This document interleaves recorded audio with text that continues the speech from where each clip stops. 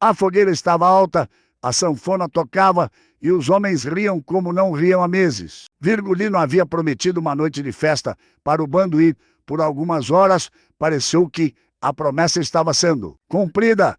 Cachaça boa, comida, risada solta, o tipo de noite que homem que vive fugindo raramente tem direito de ter. Mas tinha algo errado naquela bebida, e o homem que vendeu estava em casa, esperando o amanhecer confirmar o que havia feito com as próprias mãos.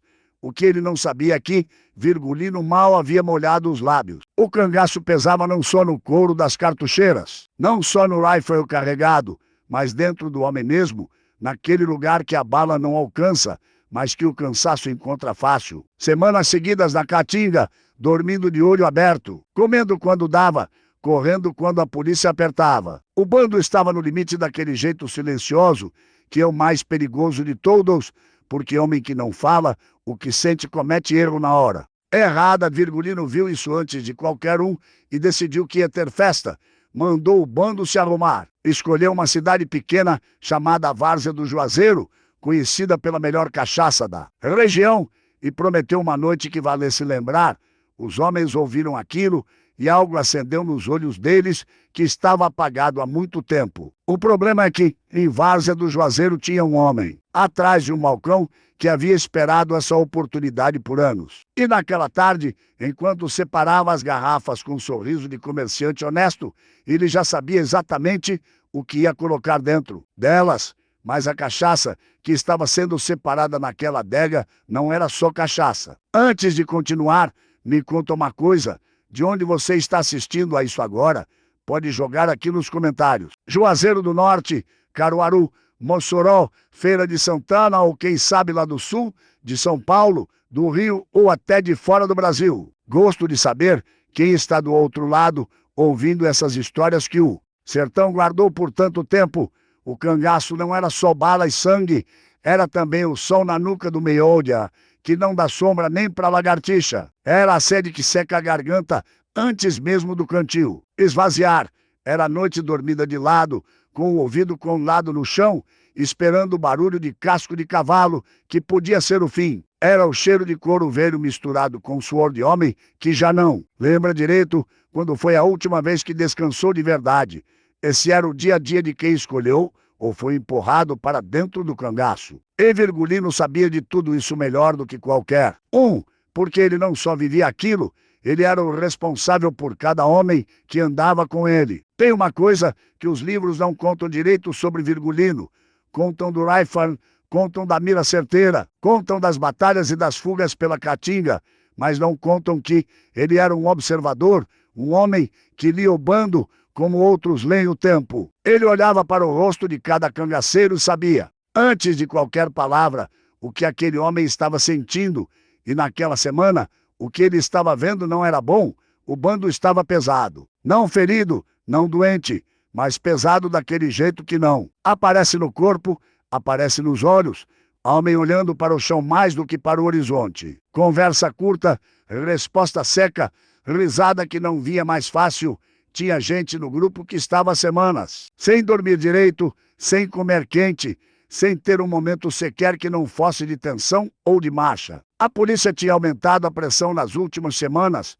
Os volantes andavam mais próximos e cada acampamento durava menos tempo antes de precisar ser desfeito e recomeçado algumas léguas adiante. O bando estava cansado de um jeito que o corpo aguenta, mas a cabeça começa a cidar. E Virgulino entendia que cansaço desse tipo, se não for tratado, vira problema, vira elo de julgamento na hora errada. Vira homem que tropeça quando devia estar firme, vira rachadura no grupo. E rachadura no cangaço é coisa séria, porque bando dividido é bando vulnerável, e bando vulnerável é bando morto. Ele tinha visto isso acontecer com outros grupos ao longo dos anos. Sabia o caminho que aquilo percorria quando ninguém tomava providência. Foi numa tarde em que o sol já começava a aliviar um pouco o seu peso que Virgulino ficou sentado numa pedra, chapéu na cabeça, olhando para o grupo, sem que ninguém percebesse que estava sendo observado. Maria chegou por trás com o silêncio de quem conhece o marido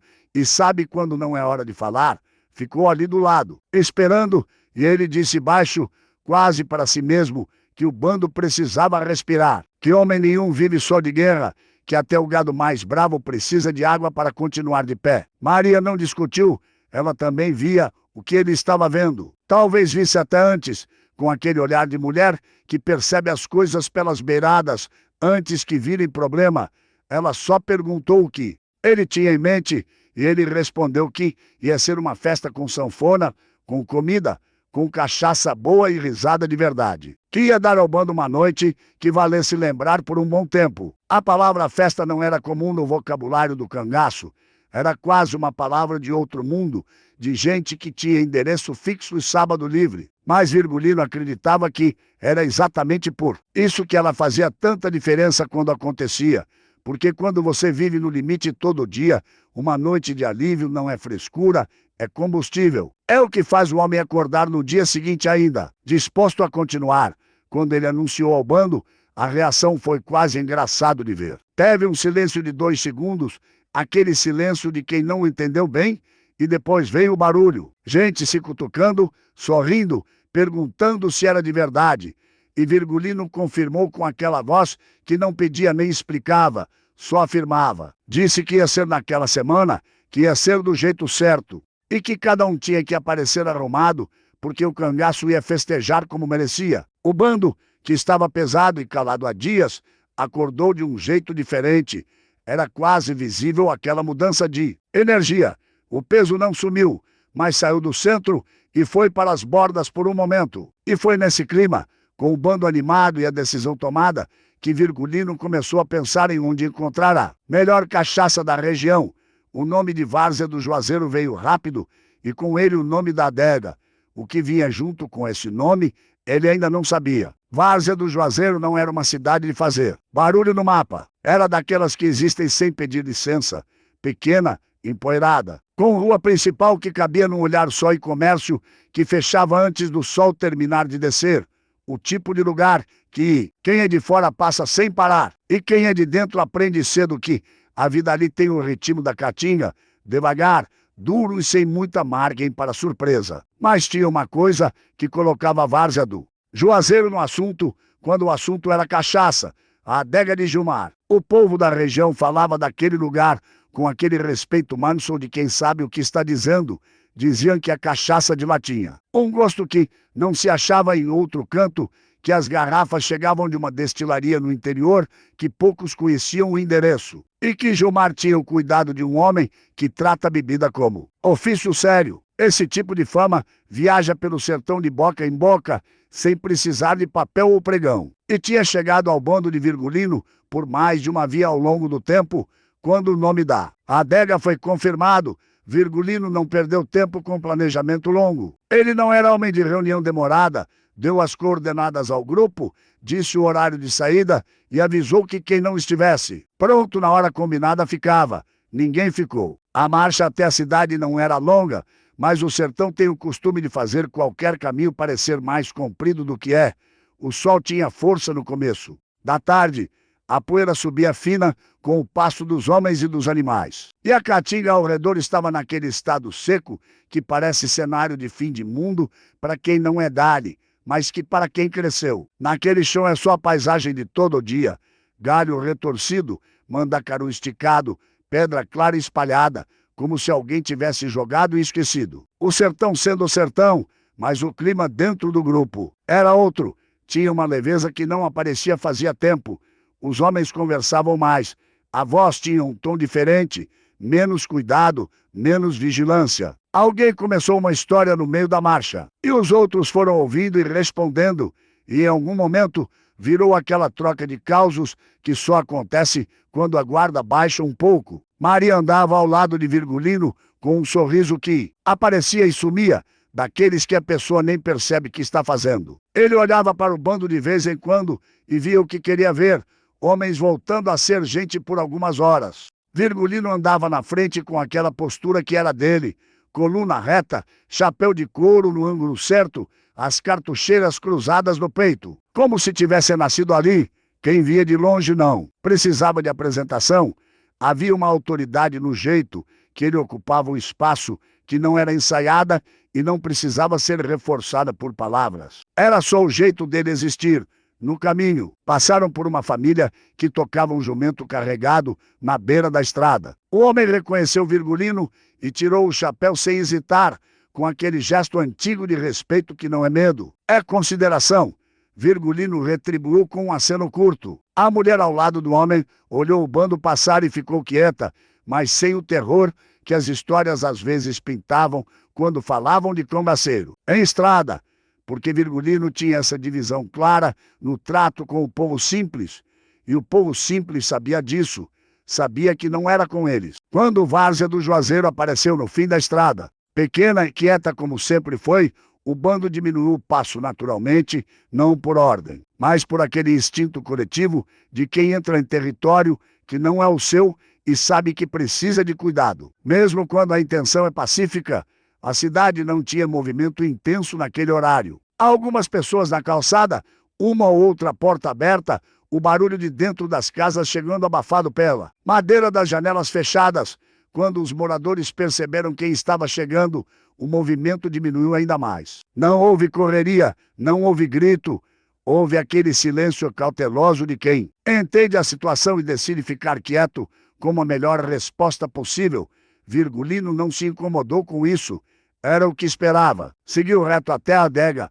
A placa na frente era simples, desbotada pelo som, com o nome do estabelecimento em letras que alguém tinha pintado com cuidado, mas que o tempo foi apagando aos poucos. A porta estava aberta e de dentro vinha aquele cheiro, característico de lugar que vende bebida há muito tempo, madeira velha, álcool no ar, poeira assentada nos cantos. Virgulino parou na entrada por um segundo, olhou para dentro e entrou. Lá dentro, atrás do balcão, estava Gilmar, e é aqui que a história começa a mudar de direção. A adega era pequena, por dentro do jeito que lugar antigo costuma ser, cada coisa no seu canto de sempre. Prateleira de madeira escura carregada de garrafas, balcão grosso com marca de copo em cima, chão de terra batida que o tempo tinha deixado duro como pedra, a luz que entrava pela porta aberta cortava o ambiente ao meio e deixava o fundo do estabelecimento na meia sombra. Tinha um cheiro pesado no ar, cachaça velha,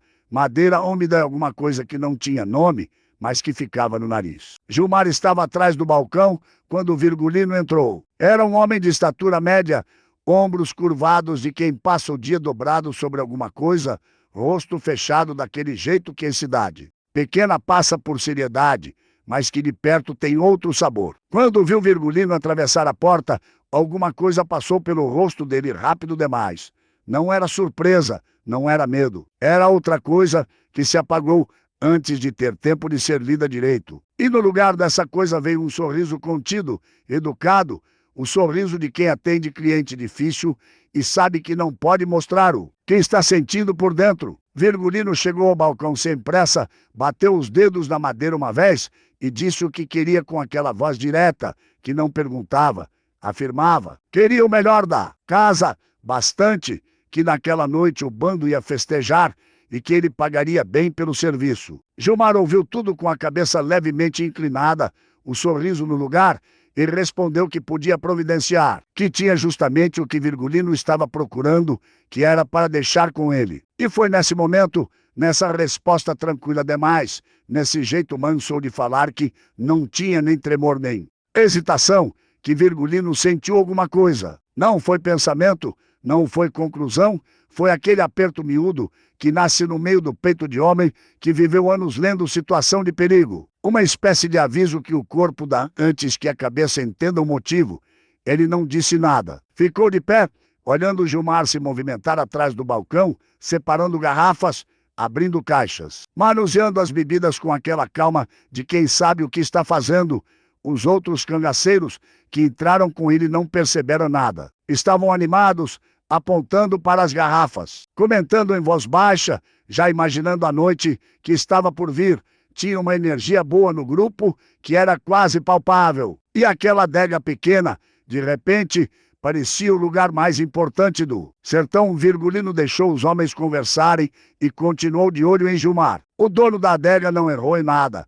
Não falou demais, não ficou nervoso de forma visível, não cometeu nenhum deslize que qualquer pessoa de fora pudesse apontar, mas tinha uma coisa no jeito que ele evitava encontrar o olhar de Virgulino por mais de um segundo. Toda vez que os olhos dos dois quase se cruzavam, Gilmar desviava com naturalidade, se ocupava com alguma garrafa, se virava para outro lado. Era sutil. Era o tipo de detalhe que passa despercebido na maioria das situações, mas Virgulino não era a maioria.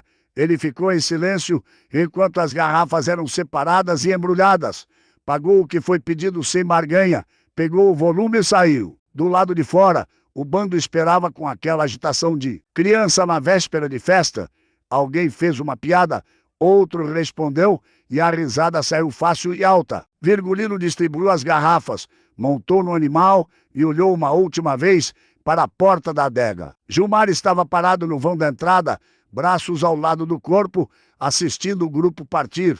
O sorriso tinha sumido. No rosto dele agora havia uma expressão que Virgulino guardou, sem saber ainda o que fazer com ela. Não era alívio de ter vendido bem, não era orgulho de ter atendido o cangaço. Era uma expressão de quem está esperando alguma coisa acontecer, de quem plantou e está aguardando a colheita. O bando seguiu pela estrada de volta, com as garrafas e a promessa de uma boa noite. A caatinga estava quieta ao redor, aquele silêncio de fim de tarde que o sertão faz quando o sol começa a se pôr. Antes da noite fechar, a festa ia começar, e Gilmar ficou olhando até o último homem sumir na poeira da estrada. Enquanto o bando seguia pela estrada com as garrafas e a animação de quem não vê a hora da noite chegar, Gilmar fechou a porta da adega por dentro, correu o ferrolho devagar e ficou parado no escuro por um momento. Não acendeu lamparina, não precisava de luz para fazer o que ia fazer a seguir, porque aquilo ele já tinha ensaiado na cabeça muitas vezes antes daquele dia. Foi até o fundo do estabelecimento, abriu uma caixa de madeira que ficava embaixo de uma prateleira baixa e, de dentro, tirou um vidro pequeno, escuro, sem rótulo, colocou na palma da mão e olhou por um tempo. Não tinha tremor nos dedos, não tinha hesitação no rosto, tinha uma calma que era perturbadora, justamente porque não parecia esforço, parecia convicção. Gilmar não era só um vendedor de cachaça que odiava cangaceiro. Era um homem que havia construído esse ódio tijolo por tijolo ao longo de anos, com uma paciência que poucos teriam para alimentar algo tão escuro por tanto tempo. A história dele com Virgulino não era direta, não tinha um episódio específico. Uma afronta pessoal, um dia em que os dois se encontraram e algo de errado aconteceu. Era pior do que isso. Era o tipo de ódio que nasce do que o outro representa, não do que fez. Gilmar cresceu, ouvindo o nome de Virgulino ser dito com admiração, com aquele tom que o povo do sertão reserva para quem considera maior do que a vida comum. Ouvia nas feiras, ouvia na missa, ouvia de velho e de criança: Virgulino aqui, Virgulino acolá, Virgulino que ajudou fulano, Virgulino que defendeu cicrano, Virgulino que o governo não consegue pegar porque Deus protege quem é dos pobres. E Gilmar ouvia tudo aquilo e algo dentro dele azedava, porque Gilmar também queria ser respeitado. Também queria que o povo falasse seu nome com aquele tom. Tinha trabalhado a vida toda naquela adega, tinha construído uma reputação honesta, tinha sido correto no trato e sério no ofício. E o que tinha em troca era cumprimento seco na rua e conta no caderno. Ninguém contava história sobre Gilmar. Ninguém cruzava o sertão para tomar a cachaça dele como quem vai em romaria. A fama que ele tinha era de homem duro, fechado, pouco dado à conversa. Não era o tipo de fama que aquece o peito. Então, Virgulino entrava no assunto e a comparação doía de um jeito que ele não conseguia nomear, mas que sentia físico, no estômago, na mandíbula que se fechava sozinha toda vez que o nome do cangaceiro aparecia. Um homem que vivia fora da lei, que matava, que roubava, que andava armado pelo sertão como se fosse dono e que o povo adorava. Isso não fazia sentido para Gilmar, ou, melhor, fazia um sentido que ele não aceitava. O veneno no vidro escuro não era algo que ele havia conseguido da noite para o dia. Tinha levado tempo, tinha custado favores e dinheiro. Tinha envolvido uma conversa com um homem de outra cidade que sabia de coisas que homem direito não deveria saber. Mas Gilmar havia feito tudo isso com uma determinação fria que assustaria qualquer pessoa que conhecesse esse lado dele, que ninguém conhecia, porque ele nunca havia mostrado. Quando soube que Virgulino estava a caminho de Várzea do Juazeiro em busca de cachaça para uma festa, Gilmar sentiu que o sertão estava lhe dando uma oportunidade que não voltaria. Não planejou durante dias. A decisão foi tomada rápido, com aquela certeza de quem esperou tanto tempo que, quando o momento chega, não precisa mais pensar. Soeig destampou o vidro, inclinou sobre as garrafas separadas para Virgulino e despejou com cuidado, dividindo a quantidade de um jeito que pensava ser suficiente para não deixar gosto forte demais, mas suficiente para o estrago que tinha em mente. Depois, guardou o vidro vazio, lavou as mãos na bacia do fundo e foi abrir a porta da adega de novo, como se nada tivesse acontecido. O que Gilmar não sabia era que, do outro lado daquela porta, enquanto pegava as garrafas e pagava sem barganha, havia um homem que passou a vida inteira lendo, que os outros tentavam esconder, e aquele brilho nervoso nos olhos de Gilmar tinha ficado guardado num lugar que Virgulino nunca esquecia. A fogueira acendeu quando o último pedaço de luz do dia sumiu atrás da caatinga. O fogo pegou rápido, subiu alto, e a claridade alaranjada bateu nos rostos do bando de um jeito que fazia todo mundo parecer mais vivo do que nas últimas semanas. A sanfona começou logo depois. Aquele som que no sertão não é só música, é lembrança, é pertencimento, é a prova de que ainda tem coisa boa no mundo, apesar de tudo. Os homens se acomodaram ao redor do fogo, abriram as garrafas e a noite começou a tomar o formato que Virgulino havia prometido. Por um tempo, funcionou. Por um tempo, foi exatamente o que precisava ser. Os cangaceiros riam, com aquela gargalhada solta de quem esqueceu por algumas horas o peso que carrega. Brindavam alto, chamavam uns aos outros pelo apelido, contavam causos de batalha com aquele exagero alegre de quem transforma a memória difícil em história de contar. Maria estava sentada um pouco afastada, observando com um sorriso tranquilo aquele jeito dela de participar sem precisar estar no centro. A noite estava boa, o fogo estava bom, a cachaça estava descendo. Virgulino ficou de pé. Não era impaciência, não era falta de vontade de celebrar, era aquela coisa que ele não conseguia desligar, mesmo quando queria. Aquele estado de alerta constante que anos no cangaço haviam costurado dentro dele de um jeito que não tinha mais como separar do resto. Ele pegou o copo, levou até a boca, molhou os lábios, só isso. Abaixou o copo de volta e ficou olhando para o fogo. O gosto era diferente. Não era algo que qualquer pessoa perceberia. Era sutil, uma nota estranha que aparecia no fundo. Depois do primeiro impacto da cachaça, quase como uma sombra de sabor que não deveria estar ali. Podia ser a destilaria, podia ser a garrafa, podia ser qualquer coisa, mas o corpo de Virgulino não. Recebeu aquela informação como dúvida, recebeu como sinal. Ele baixou o copo devagar e ficou quieto, olhando o bando, sem que ninguém percebesse que alguma coisa havia mudado nele. Por fora, estava igual. Por dentro, o pensamento já estava correndo, voltando para a adega, voltando para o rosto de Gilmar, para o jeito que o homem havia desviado o olhar, para a expressão que estava no vão. Na porta, quando o bando partiu, aquela expressão de quem planta e espera. A sanfona continuava, as risadas continuavam, o fogo continuava e Virgulino ficou de pé, com o copo baixo e o olho em tudo, esperando alguma coisa que torcia para não vir. Veio. O primeiro sinal foi quase imperceptível. Um cangaceiro interrompeu a risada no meio e passou a mão no estômago com um gesto rápido, daqueles que a pessoa faz sem querer, quando algo aperta por dentro.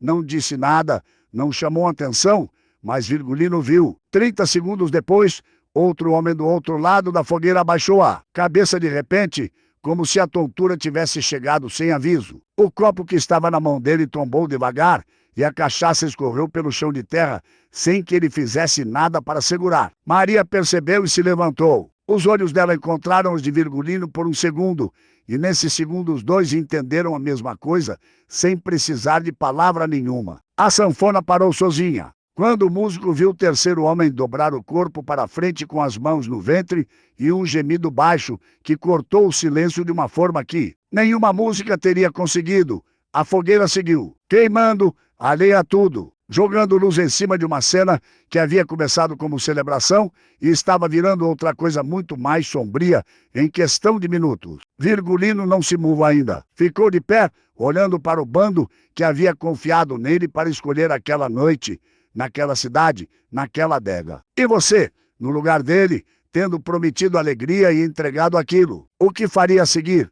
Virgulino não gritou, não correu, não perdeu a compostura nem por um segundo. E era exatamente isso que tornava aquele momento mais pesado do que qualquer explosão de raiva. Teria sido. Ele ficou de pé, imóvel, olhando o bando se contorcer ao redor da fogueira, com aquela frieza que não era ausência de sentimento. Era o sentimento mais perigoso que existe. A raiva que já passou pela fase do calor e chegou na fase do gelo. Maria já estava no meio dos homens, ajoelhada ao lado de um, segurando a cabeça de outro, chamando pelo nome dos que pareciam mais comprometidos.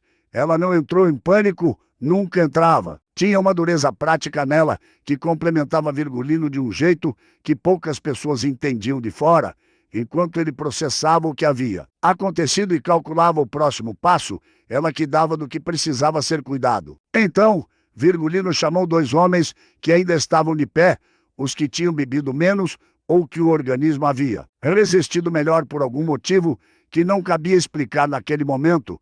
Mandou separar todas as garrafas que restavam, as abertas e as fechadas. Mandou que ninguém tocasse em mais nada. A voz saiu baixa, direta, sem margem para interpretação diferente. Os dois obedeceram sem perguntar. Ele pegou uma das garrafas ainda fechadas, abriu devagar, cheirou a boca do vidro por um momento. E depois inclinou um fio fino de líquido na palma da mão. Ficou olhando, aproximou o nariz de novo. Havia ali um cheiro que não era da cachaça. Chegava depois, como uma segunda camada que tentava se esconder atrás do álcool, mas que, para quem estava procurando, aparecia com clareza suficiente.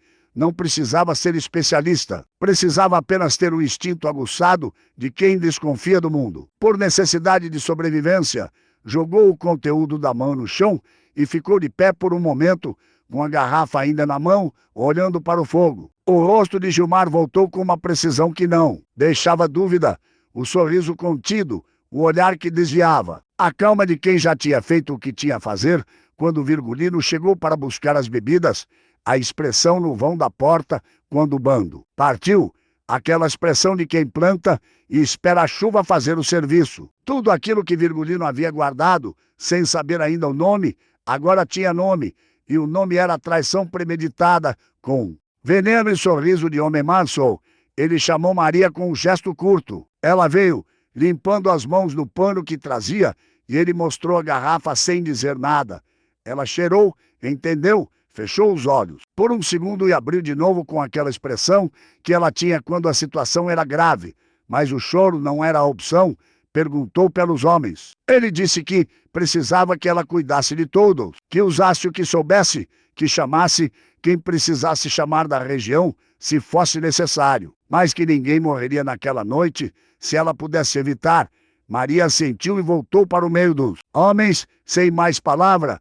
Virgulino chamou os dois cangaceiros que estavam de pé e disse para eles que iam fazer uma visita. Não explicou mais do que isso. Não precisava. O Tom disse tudo o que precisava ser dito e os dois pegaram as armas e seguiram sem questionar. Antes de sair, Virgulino olhou uma última vez para o bando espalhado ao redor da fogueira que continuava queimando com aquela indiferença do fogo, que não sabe o que aconteceu e não se importaria mesmo se soubesse. Havia levado aqueles homens até ali com uma promessa, uma noite de alegria, de descanso, de humanidade no meio que costumava negar as três coisas ao mesmo tempo. E alguém havia transformado essa promessa num veneno servido com um sorriso de comerciante honesto. Havia uma conta aberta. Agora que não era só de Virgulino, era de cada homem que estava gemendo no chão daquela noite, achando que ia morrer longe de tudo que conhecia. A estrada até a casa de Gilmar estava escura, e o vento tinha parado completamente daquele jeito que o sertão às vezes faz. Como se até a natureza soubesse que era hora de ficar quieta e deixar o que tinha que acontecer acontecer. Virgulino caminhou sem pressa. Quem tem certeza do que vai fazer não precisa correr. A casa de Gilmar ficava a uns 300 metros da adega, numa viela curta que desembocava numa pracinha de terra, sem nome, onde havia um poço velho e 2 árvores que o sol havia dobrado com o tempo. Era uma casa simples, de parede grossa e janela pequena, do tipo que guarda o calor do dia e solta devagar, durante a noite, fazendo o ambiente interno ficar morno até de madrugada. A porta da frente era de madeira escura, reforçada, com uma tranca de ferro que Gilmar havia mandado colocar anos atrás, porque dizia que homem que trabalha com dinheiro precisa dormir com segurança. Naquela noite, a janela estava fechada, mas tinha um fio de luz saindo pela fresta de baixo. Gilmar estava acordado. Virgulino parou a uns 20 metros da casa e ficou olhando por um momento. Os 2 cangaceiros pararam atrás dele em silêncio, esperando. O vento continuava parado. A noite estava fechada daquele jeito que faz o ouvido tentar compensar a falta de visão, captando qualquer som com atenção exagerada. Tinha o canto de um grilo longe, o barulho de algum bicho pequeno no mato do lado e mais nada. A cidade estava dormindo ou fingindo dormir, que no sertão às vezes dá no mesmo. Virgulino não foi até a porta. Ficou parado, olhando para a janela, para a linha de luz na fresta, e construiu na cabeça o que estava acontecendo do outro lado daquela parede.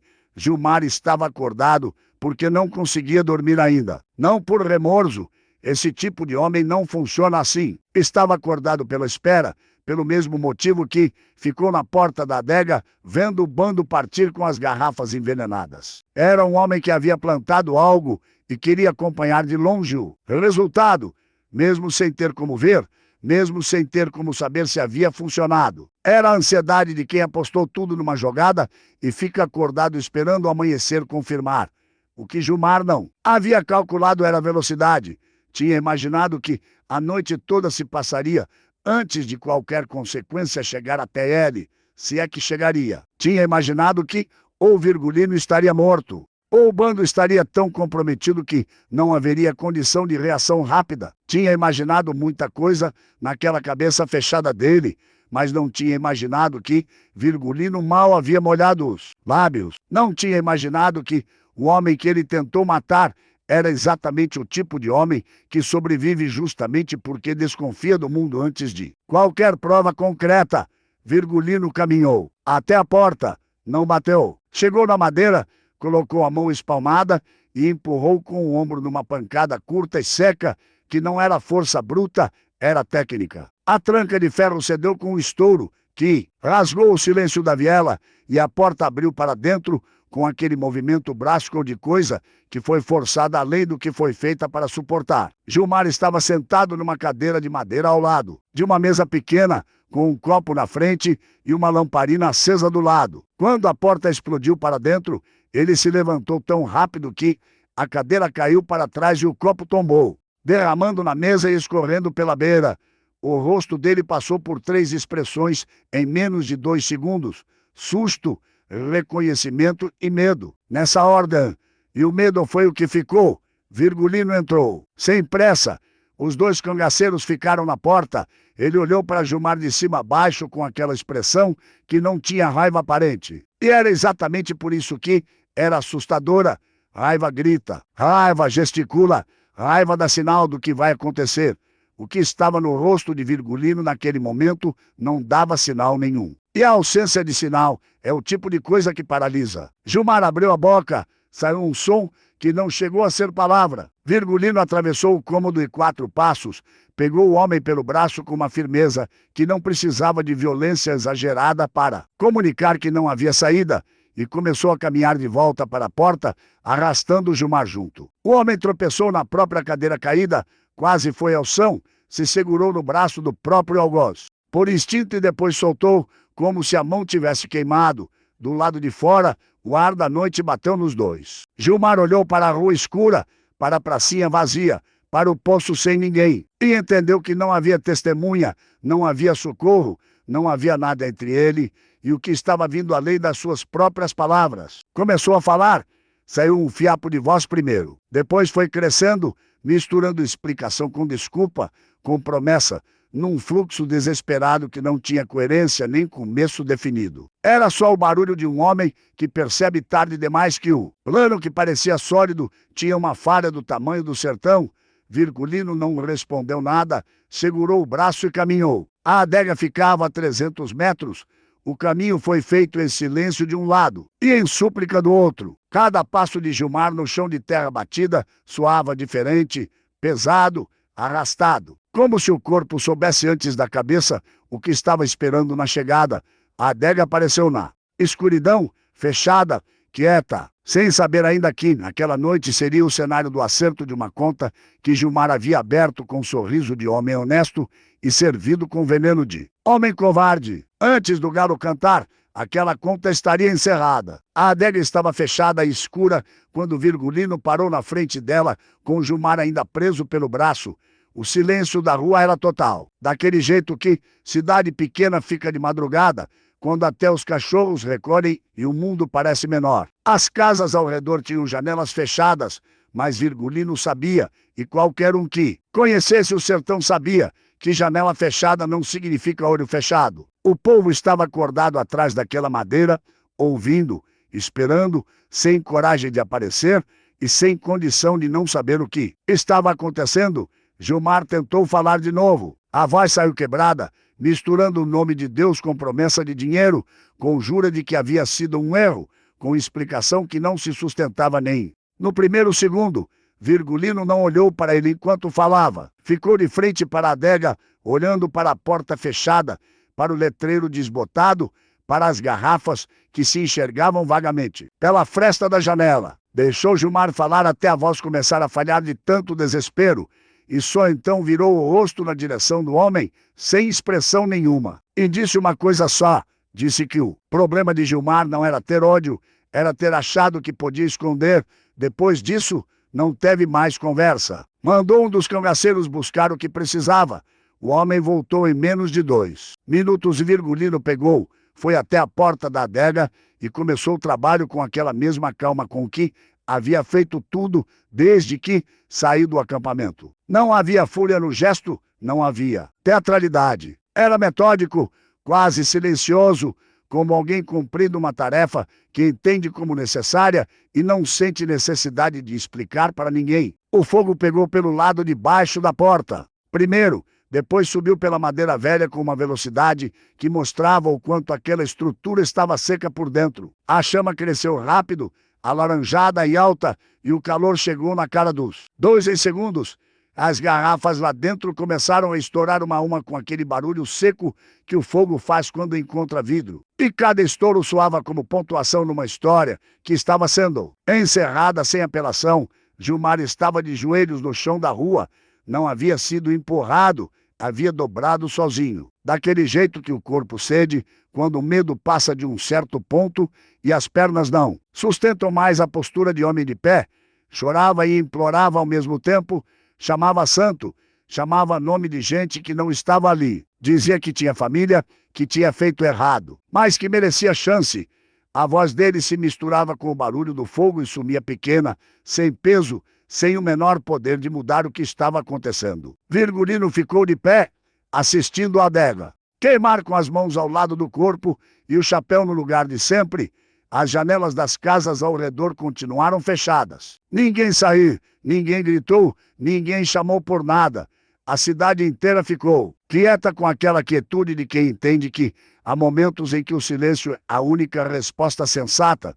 O fogo não demorou muito. A adega era pequena e a madeira era velha. E quando estrutura velha pega fogo de verdade, não negocia. Quando Virgulino virou as costas e começou a caminhar de volta, a adega ainda estava em chamas atrás dele. Ele não olhou para trás uma vez sequer. Gilmar continuava no chão da rua. E a última imagem que o fogo iluminou naquela noite foi a de um homem sozinho diante das cinzas do que havia construído, pagando o preço de ter confundido inveja com coragem. Quando o sol nasceu naquela manhã, foi um sol igual a todos os outros do sertão, pesado, direto, sem cerimônia. Ele não soube e não se importou com o que havia acontecido na noite anterior. Subiu do mesmo jeito de sempre, foi clareando a caatinga aos poucos, foi acordando o mundo com aquela indiferença bonita que a natureza tem de continuar funcionando, independente do que o homem faz. Embaixo dela, mas quando a luz chegou na rua, onde a adega de Gilmar havia ficado por tantos anos, o que ela iluminou era diferente. Não havia mais porta, não havia mais prateleira. Não havia mais balcão de madeira grossa com marca de copo em cima. Havia um retângulo de entulho escuro, viga caída, vidro derretido, cinza fina que o vento da manhã já estava começando a espalhar, devagar pela rua, como se quisesse apagar até o contorno do que havia existido ali.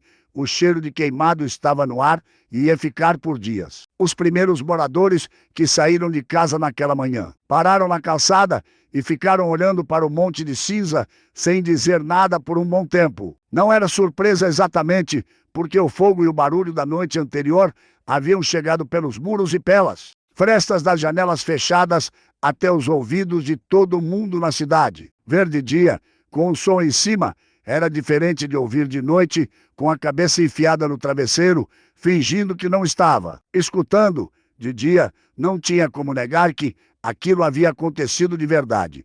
Ninguém perguntou pelo Gilmar em voz alta. Esse é um detalhe que diz muito sobre o que o povo de Várzea do Juazeiro sabia e não sabia, ou sabia e preferia não dizer. Tinha gente que havia visto a cena da noite anterior pela fresta da janela. A figura de Virgulino parado na frente da adega em chamas. Gilmar de joelhos no chão da rua, os dois cangaceiros na beirada da cena como moldura de um quadro que ninguém havia pedido para ver, mas que ninguém conseguiria esquecer tão cedo. Tinham visto e tinham ficado quietos. E de manhã continuaram quietos, porque no sertão tem uma sabedoria antiga que diz que em certas situações o silêncio não é covardia, é sobrevivência. Gilmar nunca mais foi visto em Várzea do Juazeiro. O que aconteceu com ele naquela noite depois que Virgulino virou as costas é uma dessas perguntas que o sertão engoliu sem responder. O povo contava de um jeito, depois contava de outro, e com o tempo as versões foram se misturando até virar aquela coisa que não é mais história, é lenda, que é quando a verdade para de importar e o que fica é o significado. Alguns diziam que ele havia sumido ainda naquela noite, que saiu da cidade antes do amanhecer, sem levar nada, sem avisar ninguém, sem deixar recado. Outros diziam que não havia saído, mas ninguém afirmava nada com a firmeza de quem viu. E nessa falta de firmeza, a história foi crescendo sozinha como planta que ninguém regou, mas que encontrou água por baixo da pedra. Do lado do acampamento, a noite havia sido longa e pesada. Maria havia trabalhado sem parar, desde que Virgulino saiu, usando o que sabia de raiz e de remédio do mato, chamando uma mulher da região, que entendia de cura, mandando buscar água limpa e mantendo os homens aquecidos, enquanto o veneno ia sendo combatido pelo corpo de cada um no seu próprio tempo. Não foi igual para todos. Tinha homem que virou a noite vomitando e tremendo, mas amanheceu sentado, fraco, mas consciente. Tinha outro que ficou 2 dias deitado antes de conseguir se levantar sem apoio, mas nenhum morreu. Esse era o número que importava. E quando Virgulino voltou e Maria confirmou esse número com os olhos antes de qualquer palavra, ele fechou os olhos por um segundo e abriu de novo. Nesse segundo inteiro, ele foi outra coisa, não um cangaceiro, não um chefe, não um homem de chapéu de couro e cartucheira cruzada. Foi só um homem que havia prometido uma noite boa para o seu povo e quase entregou. Uma tragédia, e que sentia o peso disso de um jeito que não apareceria no rosto, nem no dia seguinte, nem nunca. Mas que estava lá guardado num lugar fundo, onde essas coisas ficam nos dias que se seguram. Enquanto o bando se recuperava, Virgulino ficou mais quieto do que o normal. Não era o silêncio de homem abatido, era o silêncio de homem que está digerindo uma lição, porque aquela noite havia ensinado algo que anos de perseguição policial, de batalha aberta, de inimigo declarado, não havia ensinado com a mesma clareza. O inimigo que vem armado, você vê de longe. O inimigo que vem com um sorriso e garrafa na mão, você só percebe quando o estrago já está feito. E aí, o quanto você sobrevive depende de quanto o seu instinto é mais rápido do que a confiança que você decidiu dar. O nome de Gilmar foi dito poucas vezes depois daquilo, não porque o povo tivesse esquecido, mas porque no sertão tem coisa que o povo decide enterrar sem cerimônia, sem cruz, sem data marcada. Gilmar virou daquele tipo de assunto que, quando surge numa conversa, alguém muda de direção antes de chegar fundo. Não por medo de Virgulino especificamente, mas por aquele respeito difuso que o sertão nutre por histórias que terminaram de um jeito que todos entenderam, mas ninguém precisa explicar em voz alta. A adega ficou como entulho por um bom tempo, antes que alguém tivesse coragem de limpar o terreno. E quando limparam, construíram outra coisa no lugar, algo diferente. Como se o próprio povo quisesse apagar a memória daquela esquina e começar de novo com outra história. Mas a história não deixou. História de sertão não deixa. Ela fica no ar, na conversa de fim de tarde, no caos que o avô conta ao neto, sem revelar todos os detalhes, na forma que as pessoas ainda hoje passam por aquele trecho da rua com um passo ligeiramente mais rápido, sem saber direito o porquê, mas sentindo que o chão ali tem alguma coisa diferente guardada embaixo, e o bando de Virgulino partiu alguns dias depois, de madrugada, como sempre, sem despedida e sem anúncio. A caatinga abriu o caminho e fechou atrás. E Várzea do Juazeiro ficou para trás com suas cinzas e seu silêncio e sua lição, que ninguém havia pedido para aprender, mas que ninguém esqueceu. O bando partiu antes do galo cantar pela segunda vez, sem alarde, sem despedida, sem o barulho de grupo. Animado que havia chegado dias antes com promessa de festa. Saíram da mesma forma que o cangaço costumava sair dos lugares, devagar no começo, dissolvendo na escuridão aos poucos, até que o último vulto sumia na caatinga e era como se nunca tivessem estado ali. A poeira que o passo dos animais levantava baixava de volta ao som em segundos, e a estrada ficava igual a antes, quieta, empoeirada, sem guardar marca de ninguém. Virgulino foi o último a sair. Ficou parado na beira da estrada por um momento, olhando de volta para a direção da cidade, que já não se enxergava mais. Na escuridão, só se intuía pela ausência de caatinga naquele ponto do horizonte. Não era nostalgia, não era arrependimento. Era aquele gesto antigo de homem que fecha uma conta antes de virar a página, que precisa de um segundo de parada para separar o que ficou do que vai junto. O que ficou era o cheiro de cinza, que ainda estava no ar mesmo a essa distância.